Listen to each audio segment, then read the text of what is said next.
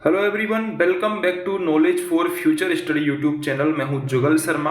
आपसे इस वीडियो में कनिष्ठ अनुदेशक फिटर भर्ती परीक्षा 2018 का ये क्वेश्चन पेपर है।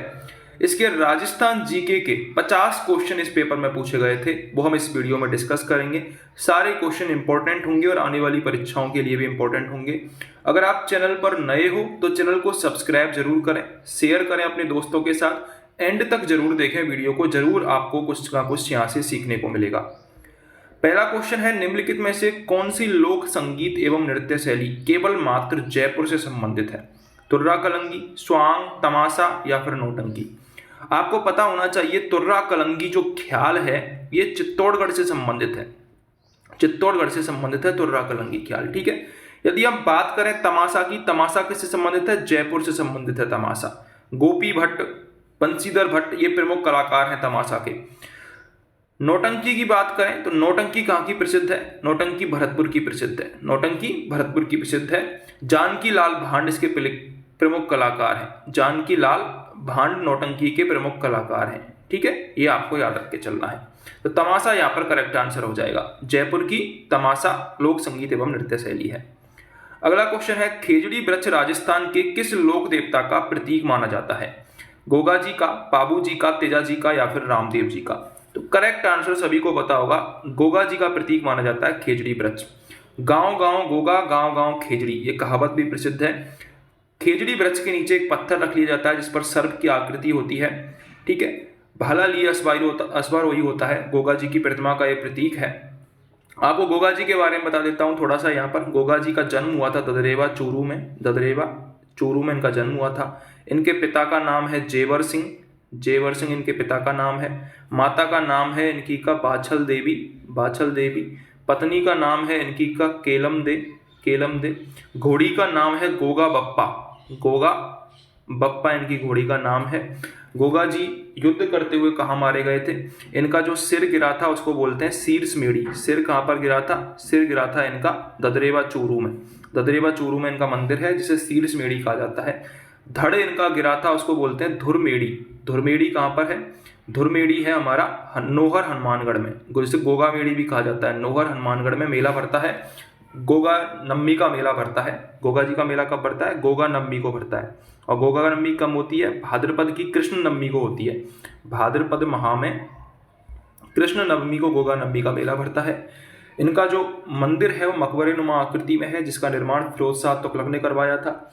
उस मंदिर पर बिस्मिल्लाह लिखा, मंदिर के दरवाजे पर बिस्मिल्लाह लिखा हुआ है, ठीक है। सांचौर जालोर में इनकी ओल्डी भी है, एक सांचौर की ओल्डी, गोगा जी की ओल्डी बोला जाता है उसको। सांचौर में ओल्डी भी है, जहाँ पर जालोर में, जहाँ पर इनका गोगा जी का मेला भरता है। इतना आपको गोगा जी के बारे में याद रखना है, ठीक है। तो खेजड़ी किससे संबंधित है? खेजड़ी वृक्ष से संबंधित है गोगा जी से। पाबू जी की बात करें तो पाबू जी ऊंटों के देवता कहे जाते हैं। कोलू में इनका जन्म हुआ था। धनल जी राठौड़ के घर पर इनका जन्म हुआ था पाबू जी का, ठीक है। ऊंटों के देवता, प्लेग रक्षक देवता कहे जाते हैं पाबू जी। प्लेग रक्षक देवता कहे जाते हैं, ठीक है। लक्ष्मण के अवतार कहे जाते हैं। बात करें यमुन तेजा जी की, तेजा जी का जन्म हुआ था खड़नाल नागौर में। तेजा जी को काला एवं बाला का देवता, कृषि कार्यों का उपकारक देवता कहा जाता है। धौलिया वीर इनको कहा जाता है। तेजा जी को क्या कहा जाता है? तेजा जी को धौलिया वीर कहा जाता है। धौलिया वीर तेजा जी को कहा जाता है, ठीक है। तेजा जी की पत्नी का नाम पूछे, तेजा जी की पत्नी का नाम था पेमल दे। तेजा जी की पत्नी सती हो गई थी तेजा जी के साथ ही। तेजा जी को सर्पदंश कहाँ पर हुआ था? तेजा जी को सर्पदंश हुआ था सुरसुरा नामक जगह पर।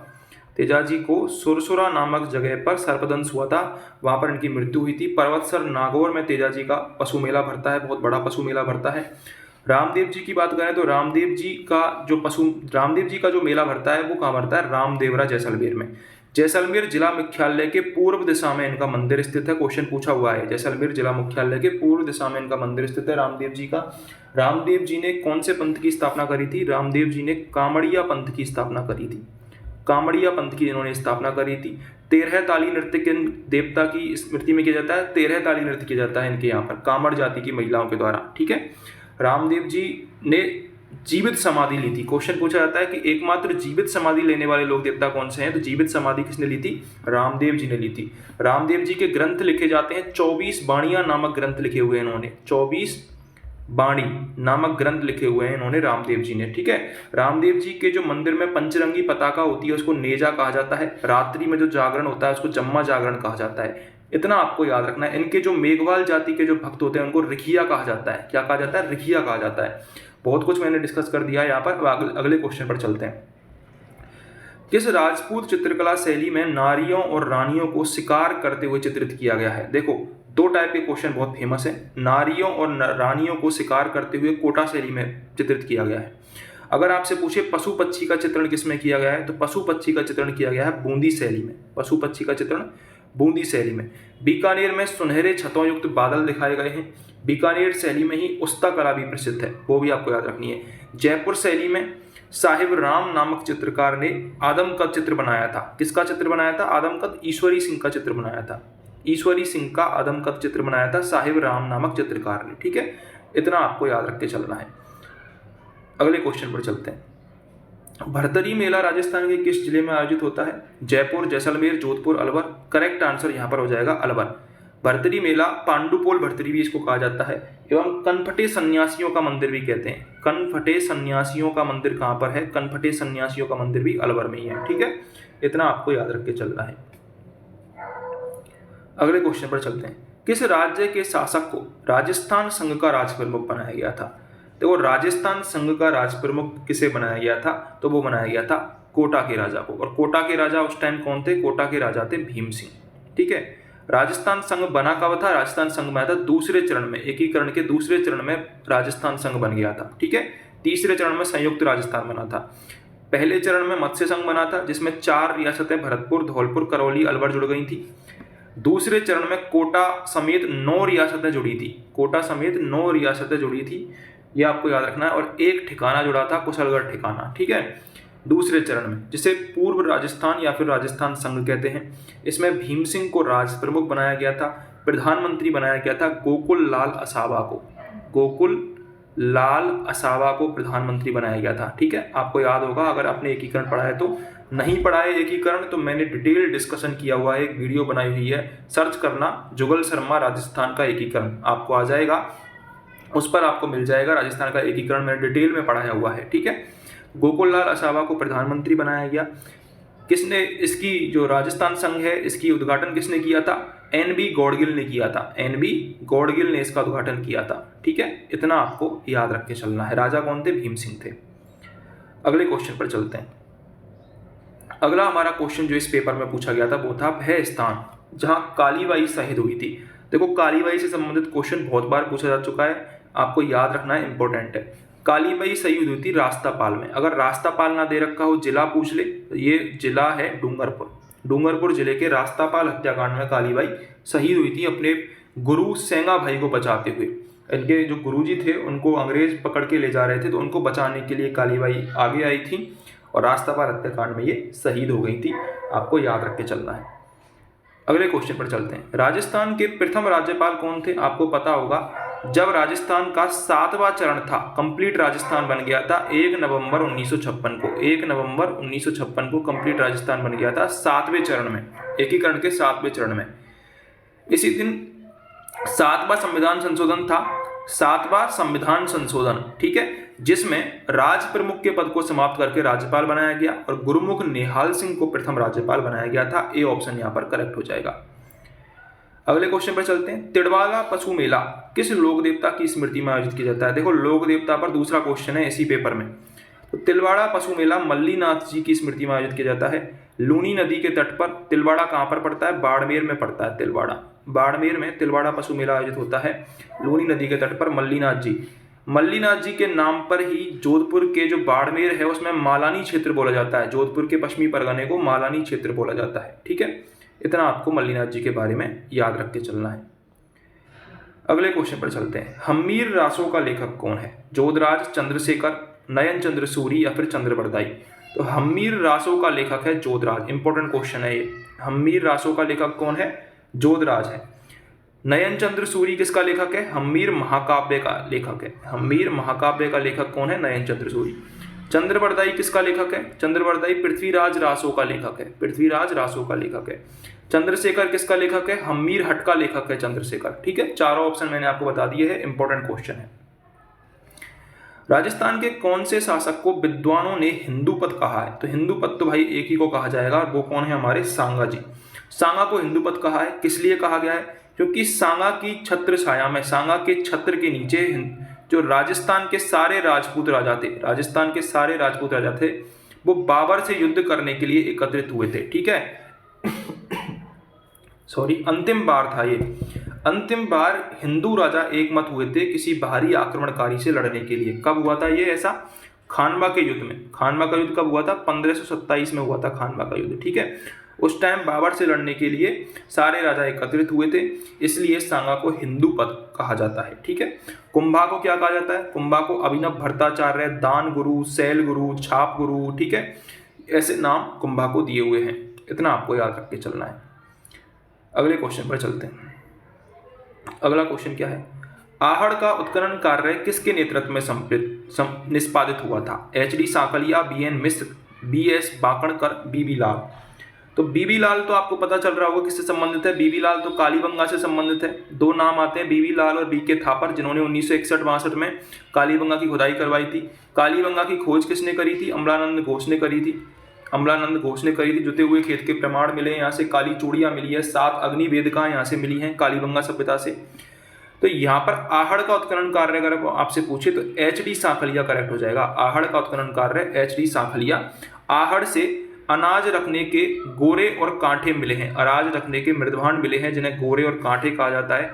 बनासियन बुल यहाँ से मिला है, बनासियन बुल यहाँ से मिला है, बनासियन बुल। ताम्रयुगीन सभ्यता थी आहड़ सभ्यता, ये आपको याद रख के चलना है। ठीक है, धूलकोट भी कहते हैं। क्वेश्चन पूछा जाता है कि आहड़ सभ्यता को धूलकोट कहा जाता है। आहड़ सभ्यता को क्या कहा जाता है? धूलकोट कहा जाता है, ये आपको याद रख के चलना है। अगले क्वेश्चन पर चलते हैं। निम्नलिखित में से कौन सा पर्यटक स्थल कोटा जिले में स्थित नहीं है? मुकुंदरा हिल्स राष्ट्रीय उद्यान बिल्कुल है। मुकुंदरा हिल्स पर मैंने एक कंप्लीट वीडियो बनाई हुई है। मुकुंदरा हिल्स 2012 में राष्ट्रीय पार्क घोषित किया गया था और 2013 में इसे टाइगर प्रोजेक्ट बनाया गया था। ठीक है, दोनों चीज़ें याद रखनी है। 2012 में 9 जनवरी 2012 को राष्ट्रीय पार्क बनाया गया और 11 अप्रैल 2013 को इसे टाइगर प्रोजेक्ट बनाया गया। 11 अप्रैल 2013 को इसे टाइगर प्रोजेक्ट बनाया गया। ये मैं डिटेल वीडियो बना चुका हूँ कि इसमें कौन कौन से अभ्यारण्य शामिल हैं। ठीक है, 3 अभ्यारण्य शामिल है इसमें राष्ट्रीय पार्क में और 4 जिले शामिल है टाइगर प्रोजेक्ट में। पूछे जाते हैं क्वेश्चन, डिटेल देखना है आपको तो मेरे चैनल पर जाइए, जुगल शर्मा सर्च करिए। ठीक है, किशोर सागर कोटा में है, किशोर सागर झील है, इसके चारों तरफ अब तो 7 वंडर्स बना दिया है।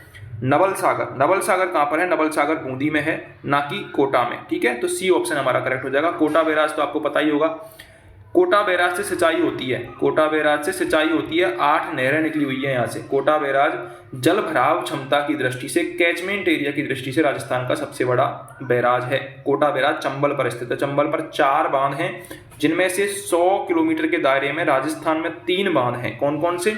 राणा प्रताप सागर, जवाहर सागर और कोटा बैराज। ठीक है, इतना फैक्ट आपको याद रख के चलना है। सीताराम साधु राजस्थान के किस आंदोलन से जुड़े हुए हैं? सीताराम साधु बिजोलिया, बेंगू, शेखावटी या फिर नीमू चाणा। करेक्ट आंसर हो जाएगा बिजोलिया। सीताराम साधु ही थे जिन्होंने बिजोलिया किसान आंदोलन प्रारंभ किया था। 1897 से लेकर 1941 तक चला था। लगभग 44 वर्षों तक चलने वाला ये अहिंसात्मक आंदोलन था। 44 वर्षों तक चलने वाला अहिंसात्मक आंदोलन था ये। विजय सिंह पथिक का नाम इसी आंदोलन में आता है। विजय सिंह पथिक कब शामिल हुए थे? विजय सिंह पथिक शामिल हो गए थे 1916-17 में शामिल हो गए थे, 1916-17 में। ऊपरमाल पंच बोर्ड की स्थापना किसने करी थी? ऊपरमाल पंच बोर्ड की स्थापना किसने करी थी? विजय सिंह पथिक ने करी थी। विद्या प्रचारणी सभा की स्थापना किसने करी थी? विजय सिंह पथिक ने करी थी। सीताराम साधु ने किसकी स्थापना करी थी? किसान पंच बोर्ड की स्थापना करी थी। किसान पंच बोर्ड की स्थापना सीताराम साधु ने करी थी। ठीक है, इतना आपको याद रख के चलना है। एक क्वेश्चन और पूछा जाता है, नीमू चाणा हत्याकांड कब हुआ था? 14 मई 1925 को नीमू चाणा हत्याकांड हुआ था। इतना आपको जरूर रखना है। ठीक है, नीमू चाणा हत्याकांड के बारे में। जुलाई 1921 में मोतीलाल तेजावत ने किस स्थान से भील आंदोलन छेड़ा था? बहुत बार पूछा जा चुका है क्वेश्चन, हाल ही के एग्जामों में पूछा गया है। तो मोतीलाल तेजावत, इन्होंने झाड़ोल से ये भील आंदोलन प्रारंभ किया था। इसको भूमट आंदोलन भी कहते हैं, भूमट आंदोलन भी बोला जाता है। 21 सूत्री मांग भी मोतीलाल तेजावत से संबंधित है। ठीक है, 21 सूत्री मांग, ये आपको याद रखना है। साकर खान को 2012 में किस लोकवाद्य में प्रवीणता के लिए पद्मश्री से सम्मानित किया गया? तो साकर खान कामायचा वादक हैं। कामायचा वादक हैं साकर खान। अब मैं आपसे एक यहाँ पर क्वेश्चन पूछता हूँ, जहूर खां मेवाती, जहूर खां मेवाती का संबंध किस लोक वाद्य से है? कमेंट करके जरूर बताना अगर आपको आता हो तो। अगर आप यहाँ तक पहुंचे हो वीडियो को देखते देखते, जहूर खां मेवाती किस लोक वाद्य यंत्र के प्रमुख कलाकार हैं? ठीक है, अगले क्वेश्चन पर चलते हैं। अगला क्वेश्चन है, निम्नलिखित में से कौन कोटा में 1857 की क्रांति का नेता था? जयदयाल और मेहराब खां, जयदयाल और मेहराब खां ये 1857 की क्रांति के नेतृत्व करता थे। मेजर बर्टन और डॉक्टर सेल्डर की हत्या इन्होंने कर दी थी। मेजर बर्टन के 2 पुत्रों को भी मार दिया था। जो राजा थे कोटा के राम सिंह द्वितीय, उनको बंदी बना लिया था। बाद में करौली के शासक थे मदन पाल, मदन पाल ने अपनी सेना भेजी थी, तब राम सिंह द्वितीय को छुड़वाया था। 6 महीने तक जनता का शासन रहा था कोटा में, और किसकी मदद से? रॉबर्ट्स, मेजर रॉबर्ट्स की सेना ने इसको कोटा को मुक्त करवाया था। ठीक है, 15 अक्टूबर 1857 को ये क्रांतिकारी कोटा में इन्होंने संघर्ष किया था। जयदयाल और मेहराब का इनका नाम है। क्वेश्चन ऐसे भी पूछा गया है कि जयदयाल कहाँ के रहने वाले थे? जयदयाल मथुरा के रहने वाले थे और मेहराब खां करौली के रहने वाले थे। ये भी आपको याद रख के चलना है। 13 ताली नृत्य किस लोक देवता की भक्ति में गाया जाता है? मैंने बता दिया था आपको, रामदेव जी की भक्ति में 13 ताली नृत्य किया जाता है। 13 ताली नृत्य का जो उद्गम है वो हुआ था पादरला गांव पाली से, पादरला गांव पाली से हुआ था। मांगी बाई इसकी प्रमुख कलाकार हैं, मांगी बाई इसकी प्रमुख कलाकार हैं। कामड़ जाति की महिलाएं इस नृत्य को करती हैं। कामड़िया पंथ को फॉलो करने वाले अनुयायी कामड़ जाति की महिलाएं को करती हैं। 13 मंजीरे बांधकर ये किया जाता है, 13 मंजीरे बांधकर ये नृत्य किया जाता है। ये आपको याद रख के चलना है। ठीक है, अगले क्वेश्चन पर चलते हैं। हल्दी घाटी के युद्ध के पश्चात महाराणा प्रताप ने मुगलों के विरुद्ध कहां से प्रतिरोध जारी रखा था? कुंभलगढ़, चावंड, देवगढ़, गोगुंदा। सभी को आंसर पता होगा। चावंड को महाराणा प्रताप ने अपनी राजधानी बनाया था। हल्दी घाटी के युद्ध के पश्चात महाराणा प्रताप ने चावंड से मुगलों के विरुद्ध प्रतिरोध जारी रखा था। अगले क्वेश्चन पर चलते हैं। राणा सांगा के उस सहयोगी का नाम बताइए जिसने खानवा के युद्ध में नाजुक पड़ाव पर अपना समर्थन वापस ले लिया था। वैसे तो राणा सांगा को हिंदूपत कहा जाता है, बहुत सारे राजाओं ने अपना सपोर्ट दिया था, राणा सांगा के साथ लड़े थे, लेकिन एंड टाइम पे जब अंतिम पड़ाव चल रहा था तब सलहदी तंवर ने अपना वापस ले लिया था समर्थन। इसके अलावा नागौर के जो राजा थे, नागौर में मुस्लिम शासन था उस टाइम, उन्होंने भी वापस ले लिया था। नागौर के राजा ने भी समर्थन वापस ले लिया था। सलहदी तंवर ने भी अपना समर्थन वापस ले लिया था। इसलिए राणा सांगा बाद में पराजित हो गए थे। निम्नलिखित में से कौन सा शिलालेख प्रतिहारों का इतिहास बताता है? मोस्ट इंपॉर्टेंट क्वेश्चन, शिलालेखों से संबंधित बहुत अच्छा क्वेश्चन है। प्रतिहारों का इतिहास कौन सा शिलालेख बताता है?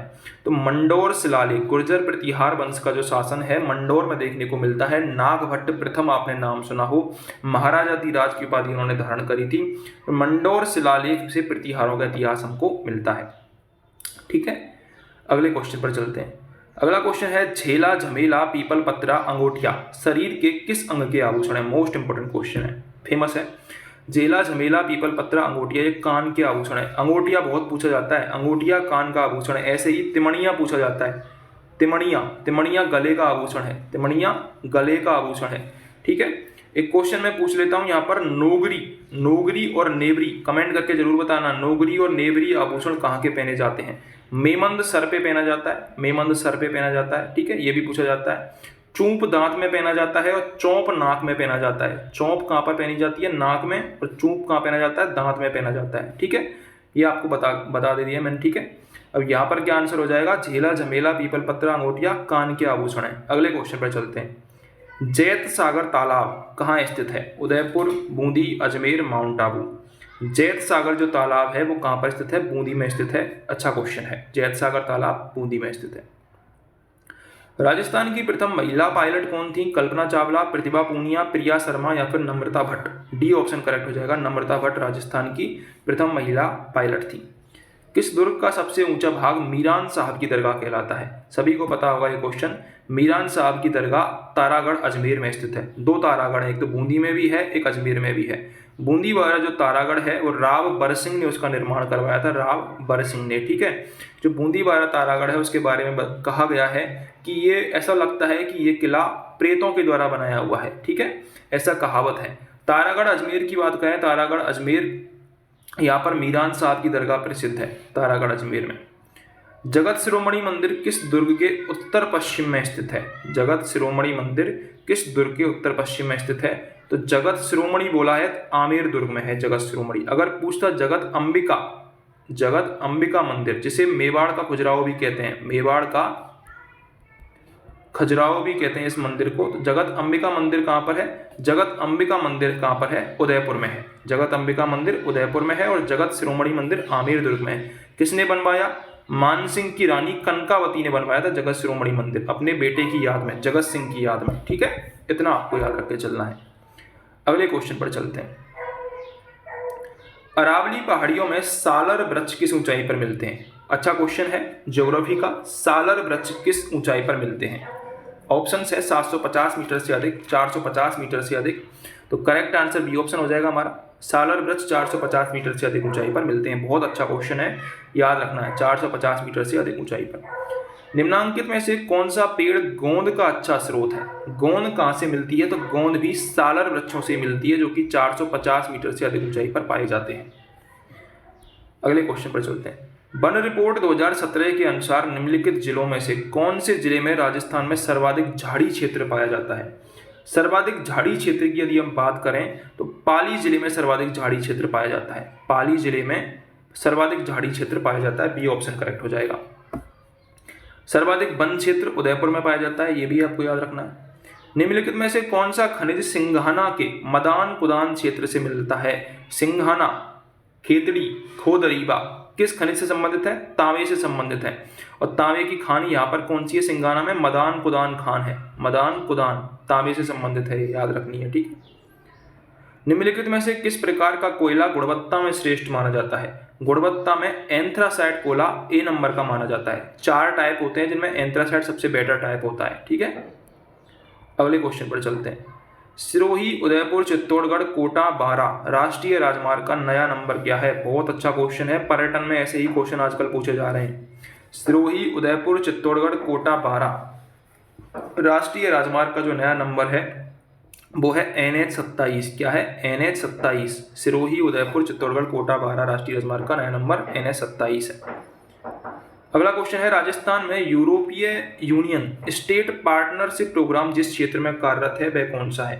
तो राजस्थान में यूरोपियन यूनियन स्टेट पार्टनरशिप जो प्रोग्राम है वो जल प्रबंधन के क्षेत्र में कार्यरत है। अच्छा क्वेश्चन है ये भी। आजकल ऐसे क्वेश्चन भी पूछे जा रहे हैं कि कौन सी एजेंसी कौन से कार्य में राजस्थान में लगी हुई है। जीका कौन से काम में लगी हुई है, ADA कौन से काम में लगा हुआ है, ADB कौन से काम में लगा हुआ है। ठीक है, और बर्ड बैंक किस काम में लगा हुआ है, क्वेश्चन पूछे जाते हैं। राजस्थान के कौन से जिलों में नर्मदा घाटी परियोजना से जल प्राप्त होता है? पहले ही बता चुका हूं मैं, जालौर और बाड़मेर में नर्मदा घाटी परियोजना से जल प्राप्त होता है। तो नर्मदा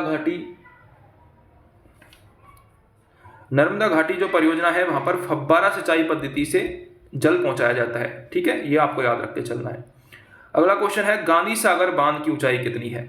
गांधी सागर बांध की जो ऊंचाई है वो है लगभग 62 मीटर ऊंचाई है गांधी सागर बांध की। लगभग 62 मीटर ऊंचाई है गांधी सागर बांध की। राजस्थान का सबसे ऊंचा जो बांध है वो है 81 मीटर ऊंचा। कौन सा है? जाखम बांध। कहां पर है? प्रतापगढ़ में है। जाखम बांध प्रतापगढ़ में है। इसका उल्टा 18 मीटर ऊंचा है राजस्थान का सबसे ऊंचा जलप्रपात चूलिया जलप्रपात। चूलिया जलप्रपात, दोनों चीजें आपको याद रख के चलनी है। निम्नलिखित में से कौन सी बकरी की नस्ल है? मालवी, मारवाड़ी, पुंगल, गिर। गिर गाय की नस्ल है, पुंगल भेड़ की नस्ल है, मारवाड़ी यहाँ पर बकरी की नस्ल हो जाएगी। बी ऑप्शन करेक्ट हो जाएगा, बकरी की नस्ल मारवाड़ी है। अगले क्वेश्चन पर चलते हैं। 30 वर्ष से अधिक समयावधि की औसत वायुमंडलीय दशाओं को क्या कहते हैं? करेक्ट आंसर यहाँ पर क्या हो जाएगा? 30 वर्ष से अधिक समयावधि की जो औसत वायुमंडलीय दशाएं होती हैं उनको जलवायु बोला जाता है। ठीक है, अगला क्वेश्चन कौन सा है? राजस्थान के कौन से जिले में 2015-16 में मक्का की सर्वाधिक उत्पादकता किलोग्राम पर हेक्टेयर रही थी? कौन से जिले में रही थी? बारा, बूंदी, चित्तौड़गढ़, अलवर। जल्दी से बताइए क्या आंसर हो जाएगा? इसका आंसर हो जाएगा हमारा बूंदी। ये ऑप्शन करेक्ट हो जाएगा। 2015-16 में मक्का की सर्वाधिक उत्पादकता बूंदी से रही थी। अरावली क्षेत्र में ही मक्का ज़्यादातर पाया जाता है। ओजोन दिवस कब मनाया जाता है? आप सभी को पता होगा। कमेंट करके बताना ओजोन दिवस कब मनाया जाता है, सभी को पता होगा। ओजोन दिवस और पर्यावरण दिवस, ये भी बताना आप, पर्यावरण दिवस, विश्व पर्यावरण दिवस कब मनाया जाता है, कमेंट करके जरूर बताना, ठीक है। निम्नलिखित में से कौन सा शहर शुगर मिल से होने वाले प्रदूषण से ग्रसित है? तो शुगर मिल से गंगानगर जिला सबसे ज्यादा प्रदूषित है। निम्नलिखित में से कौन सा वन्यजीव अभ्यारण्य धौलपुर में स्थित है? धौलपुर में कौन सा वन्यजीव अभ्यारण्य है? केसरबाग है। सरिस्का कहाँ पर है? अलवर में है। सज्जनगढ़ उदयपुर में है। दर्रा अभ्यारण्य कोटा में है, मुकुंदरा हिल से संबंधित है, ठीक है। तो बचा कौन सा? केसरबाग। केसरबाग वन विहार ये कहाँ पर है? धौलपुर में है, ठीक है। अगले क्वेश्चन पर चलते हैं। निम्नलिखित में से वन रिपोर्ट 2017 के अनुसार राजस्थान के कौन से जिले में द्वितीय सर्वाधिक वन क्षेत्र मिलते हैं? राजस्थान में द्वितीय सर्वाधिक वन क्षेत्र अलवर जिले में मिलते हैं। बी ऑप्शन करेक्ट हो जाएगा। अलवर जिले में द्वितीय, पहले नंबर पर उदयपुर आता है। राजस्थान की मोठा पादप प्रजाति किस बास का वर्ग है? मोठा पादप प्रजाति ये जलवास का वर्ग है। बी ऑप्शन एक्वेटिक है, बी ऑप्शन करेक्ट होगा। केसरबाग वन्यजीव अभ्यारण्य दोबारा पूछ लिया है। केसरबाग और वन विहार कहाँ पर है? धौलपुर में है। बी ऑप्शन करेक्ट हो जाएगा। कौन सा मृदाओं के द्वितीयक पोषण तत्वों का उदाहरण नहीं है? कौन सा मृदाओं के द्वितीय पोषण तत्वों का, ये राजस्थान जी का क्वेश्चन नहीं है।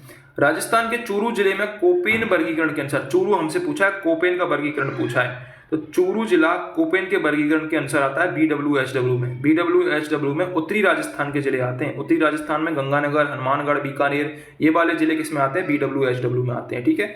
AW सबसे छोटा है, AW सबसे छोटा है, इसमें दक्षिणी राजस्थान के जिले आते हैं। CWG में पूर्वी राजस्थान के जिले आते हैं। भरतपुर, अलवर, धौलपुर वाले जिले CWG में आते हैं, ठीक है। अगले क्वेश्चन पर चलते हैं। थॉर्नबेट के वर्गीकरण के अनुसार उष्ण कटिबंधीय मरुस्थलीय जलवायु को कौन दर्शाता है? उष्ण कटिबंधीय मरुस्थलीय जलवायु को EA-D दर्शाता है, ठीक है। सेकंड ऑप्शन करेक्ट हो जाएगा। बहुत अच्छा क्वेश्चन है। EA-D उष्ण कटिबंधीय मरुस्थलीय जलवायु दर्शाता है। राजस्थान के निम्नलिखित में से किस जिले में काली सिंध चंबल से मिलती है? काली सिंध कोटा के ननेरा में चंबल से मिल जाती है। कोटा के ननेरा गांव में चंबल से मिल जाती है काली सिंध। राजस्थान की निम्नलिखित में से कौन सी नदी यमुना से मिलती है? राजस्थान की बाणगंगा नदी यमुना से जाकर मिल जाती है, ठीक है, इटावा के पास, ये आपको याद रखना है। जयपुर में विराटनगर की पहाड़ियों से निकलती है बाणगंगा। बेणेश्वर माही नदी व किसका संगम है? बेणेश्वर माही व सोम का संगम है। बेणेश्वर में माही, सोम और जाखम का संगम है। सी ऑप्शन करेक्ट हो जाएगा। अरावली की निम्नलिखित में से कौन सी चोटी की ऊंचाई 820 मीटर है? अगर ऐसे ही क्वेश्चन पूछ ले तो बहुत टफ हो जाएगा। हर्षनाथ की पहाड़ी जो है उसकी ऊंचाई 820 मीटर ऊंची है। हर्षनाथ की पहाड़ी सीकर में है, जहां पर जीण माता का मंदिर है। रघुनाथगढ़ राजस्थान की उत्तरी अरावली की सबसे ऊंची चोटी है। उत्तरी अरावली की सबसे ऊंची चोटी है, 1055 मीटर इसकी ऊंचाई है। उत्तरी अरावली की सबसे ऊंची चोटी है, ठीक है। खो, ये कहां पर है? खो चोटी जयपुर में है। 820 मीटर ऊंची कौन सी हो जाएगी? हर्षनाथ की चोटी हो जाएगी। डी ऑप्शन करेक्ट हो जाएगा। तो ये 50 क्वेश्चन हमने इस वीडियो में डिस्कस किए। अगर आपको हेल्पफुल लगे हो तो चैनल को सब्सक्राइब जरूर करें, दोस्तों से शेयर जरूर करें इस वीडियो को। धन्यवाद।